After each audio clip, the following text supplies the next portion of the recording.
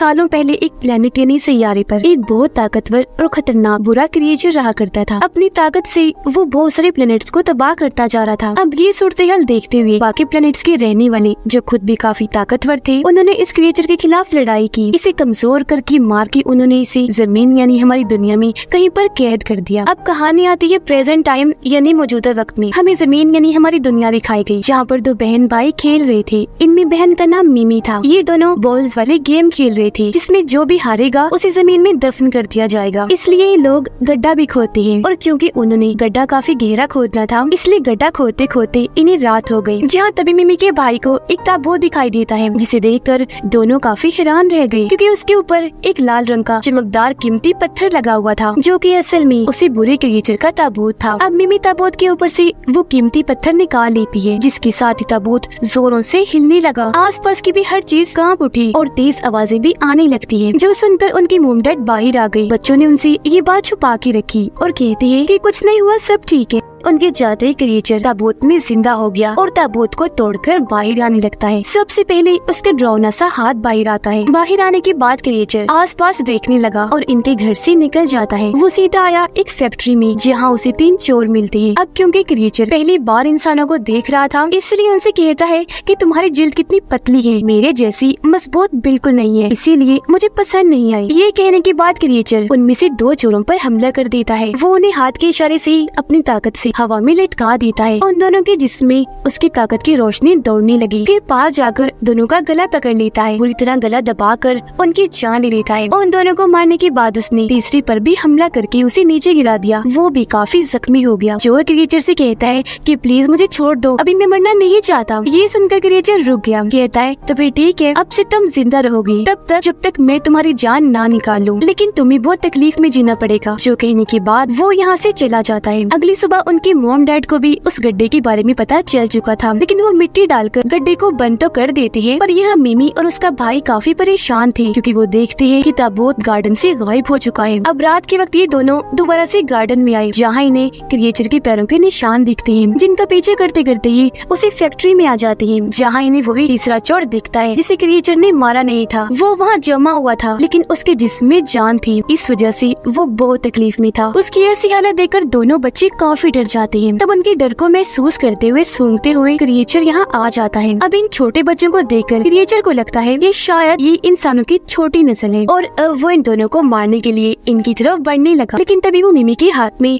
वो लाल पत्थर देखकर रुक जाता है। तो यहाँ हमें पता चला कि ये कीमती पत्थर दरअसल एक बहुत नायाब हीरा है, और ये जिस किसी के पास भी होगा, ये क्रिएचर उसका गुलाम बन जाएगा और उस इंसान के हर हुक्म को मानेगा। इसलिए क्रिएचर उससे वो हीरा लेने की कोशिश करता है और उसे डराने लगा। पर मिमी नहीं डरती, क्योंकि वो काफी बहादुर भी थी और समझदार भी। अब तक उसे इस हीरे की ताकत के बारे में पता चल चुका था। वो ये भी जान गई थी कि इसकी मदद से मैं क्रिएचर से कुछ भी करवा सकती हूँ। तो अब क्रिएचर को चेक करने के लिए मिमी उसे हुक्म देती है कि मेरे भाई को हवा में उड़ा दो। तब क्रिएचर ऐसे करता है। वो उसके भाई को हवा में उड़ाकर घुमाने लगा, लेकिन साथ ही उसे काफी गुस्सा भी आ रहा था, ये सोचकर कि मैं एक इंसान जो छोटी बच्ची है उसका हुक्म मान रहा हूँ। इसीलिए वो मिमी को कहता है कि मैं जब भी यहाँ से आजाद होऊंगा और ये हीरा मेरे पास आ जाएगा, तो सबसे पहले मैं तुम्हें ही मारूंगा। पर यहाँ गलती से मिमी का भाई उस चोर के ऊपर गिर गया, जिससे चोर का जिस्म नीचे गिर जाता है और उसके जिस्म से जान निकल जाती है। ये देखकर दोनों बच्चे हंसने लगते हैं, क्योंकि क्रिएचर तो उसे ऐसी तकलीफ में जिंदा रखना चाहता था, पर यहाँ अब उसका इरादा नाकाम हो गया था, जिस वजह से क्रिएचर को काफी गुस्सा आ गया। पर इससे मिमी को कोई फर्क नहीं पड़ता, उल्टा वो तो और क्रिएचर को चिढ़ाने लगी। फिर पूछती है, अच्छा ये बताओ तुम्हारा नाम क्या है? वो अपना नाम भी बता देता है। इस पर मिमी कहती है,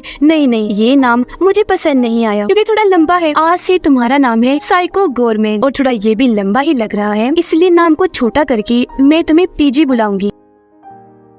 पर यहाँ पीजी इन सब चीजों की वजह से काफी गुस्सा और परेशान हो गया था, क्योंकि उसके पास इतनी सारी ताकतें थी, लेकिन उसे फिर भी मिमी जैसे छोटे बच्चे के इशारों पर नाचना पड़ रहा था। फिर तभी उसे आइडिया आया कि जब मिमी और उसका भाई यहाँ से चले जाएंगे, मैं भी यहाँ से भाग जाऊंगा, ताकि दोबारा मिमी मुझ पर अपना काबू न कर सके, मुझे कोई हुक्म न दे। लेकिन उस हीरे की ताकतों के जरिए मिमी को पीजी के इरादों की भनक लग गई थी, इसलिए वो उसे हुक्म देती है कि तुम तब तक यही फैक्ट्री में ही रहोगे जब तक हम लोग दोबारा नहीं आ जाते। जो कहने के बाद वो दोनों यहाँ से चले जाते करती है और पीजी को हुक्म के मुताबिक वही रुकना पड़ता है। अब हम एलियंस के एक प्लेनेट को देखते हैं जहाँ पर एलियंस का एक ग्रुप बैठकर मीटिंग कर रहा था। इनका काम पूरे ही यूनिवर्स की हिफाजत करना था। यहाँ ये बात सामने आई कि इन्हीं एलियंस ने सालों पहले उस क्रिएचर यानी पीजी को जमीन पर कैद किया था। इनकी मीटिंग आज इसीलिए की जा रही थी क्योंकि इन्हें पता चल चुका था कि पीजी आजाद हो गया है। इसलिए सभी एलियंस पीजी को मारने के लिए अपनी सबसे ताकतवर एलियन जिसका नाम पेंडोरा था उसे जमीन पर भेजने का फैसला करते हैं, जो एक फीमेल एलियन थी। लेकिन क्योंकि वो एलियन है, उसका जिस्म अजीब सा है, तो वो ऐसी जमीन पर नहीं जा सकती थी। इसीलिए वो अपनी ताकतों का इस्तेमाल करते हुए जमीन से एक लड़की को यहाँ बुलाती है। लड़की को एक छोटे से बॉक्स में कैद करने के बाद पेंडोरा बॉक्स को कुचल देती है। इन्हीं बॉक्स को मसल कर उसने पानी पानी कर दिया था। ऐसा करने के बाद वो उस इंसान के डीएनए को अपने मुंह पर लगा देती है, जिससे वो अब उस लड़की के रूप में आ जाती है। जिसके बाद जमीन पर वो जाने के लिए निकल गई। अब जमीन पर मिमी और उसका भाई अपने एक दोस्त को पीजी से मिलवाने के लिए अपने साथ लेकर आते हैं। ये लोग पीजी के लिए किताबें और टीवी भी लेकर आते हैं ताकि उसका टाइम अच्छा गुजर जाए और वो बोर ना हो। फिर मिमी उसके पास जाकर पूछती है कि आखिर तुम कौन हो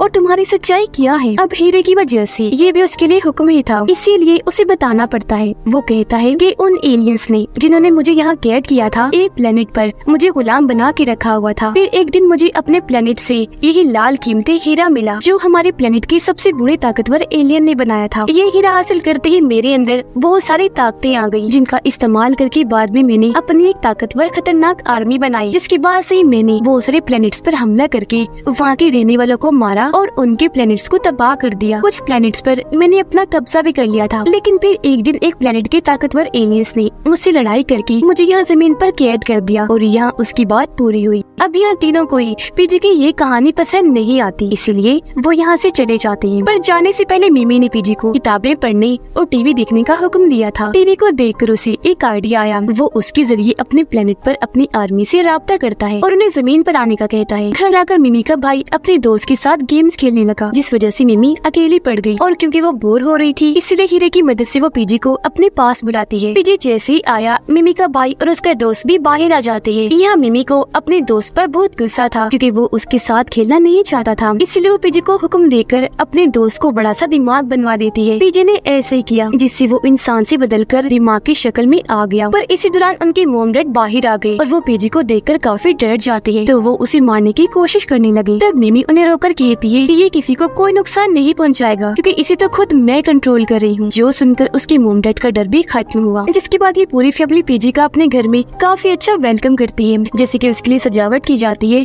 म्यूजिक बजाया जाता है और ऐसे ही कई दिन गुजर गए। पीजी अब मिमी के साथ उनके घर पर एक फैमिली की तरह रहने लगा था। जहाँ भी मिमी और उसका भाई जाया करते थे, ये भी उनके साथ ही चला जाता था। पीजी मिमी और उसके भाई के लिए एक अच्छा दोस्त बन गया था। गरीब बात पीजी की, वो तो ये सब कुछ मजबूरी की वजह से कर रहा था। अंदर से वो खुश नहीं था, बल्कि अपनी आर्मी के आने का इंतजार कर रहा था। इसलिए एक रात वो मिमी के भाई के सपने में जाता है और उसे कहने लगा कि तुम मिमी से वो हीरा चुरा लो ताकि तुम और मैं दोनों ही उसके हुक्मों से आजाद हो सके, जो वो हर वक्त हम पर चिल्लाती रहती है। इस पर उसका भाई कहता है कि ये आइडिया है तो अच्छा, लेकिन वो मेरी बहन है और उसे मैं धोखा नहीं दे सकता।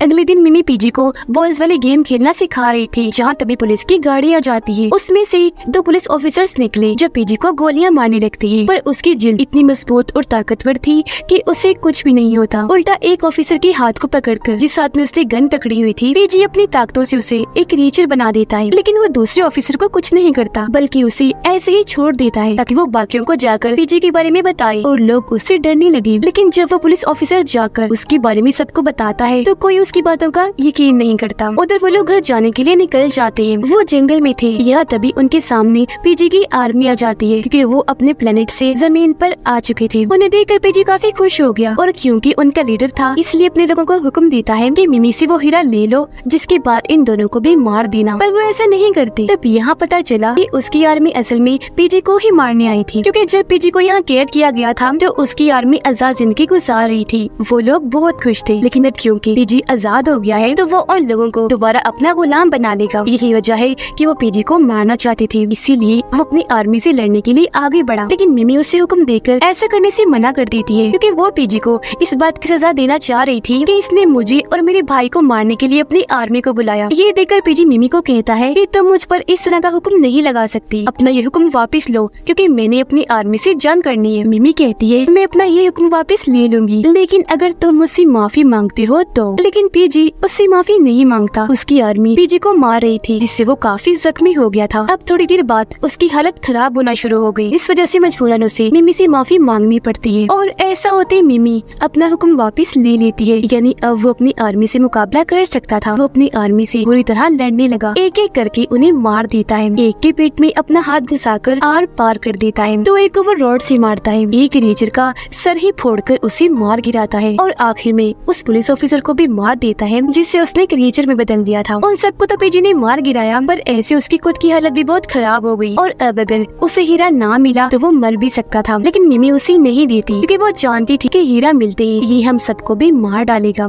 थोड़ी ही देर में उसके डैडी यहाँ आए। पहले उन्होंने पीजी को गाड़ी में बिठाया, फिर बच्चों को भी बिठाकर यहाँ से घर के लिए निकल जाते हैं। घर आकर इन्होंने देखा कि पेंडोरा इनके घर पर आई हुई है और क्योंकि वो इंसानी रूप में थी तो ये नहीं पहचान पाती कि ये एक एलियन है। वो कहती है कि मुझे पीजी को अपने साथ ले जाना होगा। उसे देखकर पीजी भी समझ गया पेंडोरा एलियन है, जो इतनी खतरनाक और ताकतवर है कि वो प्लैनेट्स को चुटकियों में तबाह करती है और अगर इसने मुझे मार दिया तो ये इस दुनिया को भी तबाह कर देगी और यहाँ की सभी लोगों को मार देगी। पीजी उसके साथ जाना नहीं चाहता था, जिस वजह से उन दोनों के साथ साथ इस फैमिली में भी बहस होने लगी। मिमी का भाई और मोम पेंडोरा के साथ थे। वो चाहते थे कि पीजी उसके साथ चला जाए, पर मिमी खुद और उसके डैड पीजी की साइड पर थे, उसे भेजना नहीं चाहते थे, इसलिए वो सीधा फैक्ट्री आई। पीजी की हालत और खराब होती जा रही थी। वो यहाँ मिमी को कहता है कि पेंडोरा खतरनाक एलियन है, अगर मैं मर गया तो उसे कोई भी नहीं रोक पाएगा, वो तुम्हारी दुनिया को तबाह कर देगी। ये सुनकर मिमी जज्बाती हो गई और अब वो हीरा देने के लिए मान जाती है, लेकिन उसने पीजी से ये वादा लिया था कि बदले में तुम मुझे या मेरी फैमिली को कोई नुकसान नहीं पहुंचाओगे, जिस पर वो राजी हो गया। लेकिन जब मिमी उसे हीरा देने के लिए अपना बैग खोलती है तो वहाँ से वो हीरा गायब था। उधर पेंडोरा मिमी की मॉम को पानी में कुछ मिलाकर देती है। उन्होंने जैसे पानी पिया वो भी उसकी तरह एलियन बन जाती है, जिसके बाद पेंडोरा उन्हें और मिमी के भाई को भी फैक्ट्री लेकर आ गई। तब यहाँ पता चला कि असल में वो हीरा मिमी के भाई के पास है, जिसके बाद पेंडोरा अपनी ताकतों से पीजी पर हमला करने लगी। यहाँ उसके पास हीरा न होने की वजह से वो कुछ नहीं कर सकता था, इसलिए पेंडोरा के सामने कमजोर था। उसकी हालत मरने वाली हो गई, पर उसके मरने से पहले पेंडोरा उससे पूछती है कि अपनी आखिरी ख्वाहिश बताओ। तब यहाँ पीजी बताता है कि मेरी आखिरी ख्वाहिश ये है कि मैं तुम्हारे साथ बॉल्स वाले गेम खेलना चाहता हूँ। तो अब यहाँ वो सारे इस गेम को खेलने लगते हैं, जिसमें मिमी जीत गई थी और वो पेंडोरा को उसके प्लेनेट वापस जाने का हुक्म देती है, पर वो उसकी बात ना मानकर उल्टा मिमी को ही मारने लगती है। तब यहाँ उसकी मॉम मिमी को बचाती है। अब बेशक वो एलियन बन गई थी,